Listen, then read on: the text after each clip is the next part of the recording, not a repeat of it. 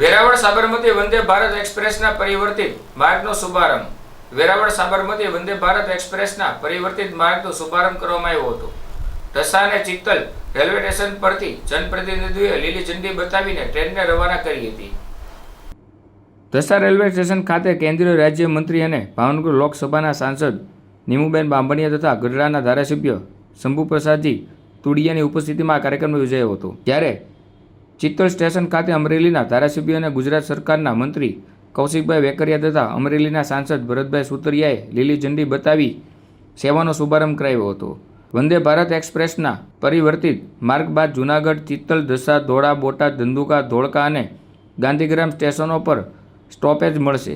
આ નવી વ્યવસ્થાથી સૌરાષ્ટ્ર અને મધ્ય ગુજરાતમાં મહત્વપૂર્ણ વિસ્તારો વચ્ચે ઝડપી અને સુવિધાજનક રેલ કનેક્ટિવિટી વધુ મજબૂત બનશે. વેરાવળથી સાબરમતી જતી ટ્રેન નંબર 26902 ગુરુવાર સિવાય અઠવાડિયામાં 6 દિવસ દોડશે.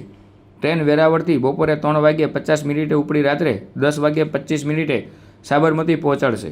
જ્યારે સાબરમતીથી વેરાવળ જતી ટ્રેન નંબર 26901 પણ ગુરુવાર સિવાય 6 દિવસો દોડશે.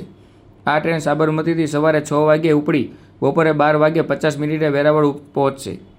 આ પ્રસંગે બોટાદથી ઢસા સુધી જનપ્રતિનિધિઓએ વંદે ભારત એક્સપ્રેસમાં મુસાફરી કરી હતી અને મુસાફરો તથા રેલવે અધિકારીઓ સાથે વાતચીત કરી હતી. ધોળા રેલવે સ્ટેશન પર ટ્રેનનું ઉત્સાહપૂર્વક સ્વાગત કરવામાં આવ્યું હતું. વંદે ભારત એક્સપ્રેસમાં કુલ 8 કોચ છે, જેમાં 7 ચેર કાર અને 1 એક્ઝિક્યુટિવ ચેર કાર કોચનો સમાવેશ થાય છે. ટ્રેનમાં passenger information system, charging socket, USB port, ભોજનની સુવિધા, બાયો વેક્યુમ શૌચાલય, મિની પેન્ટ્રી, નાઇટ વિઝન સમક્ષ CCTV કેમેરા, સેન્સર આધારિત દરવાજા અને ઓનબોર્ડ વાઈફાઈ સહિતની આધુનિક સુવિધાઓ ઉપલબ્ધ છે.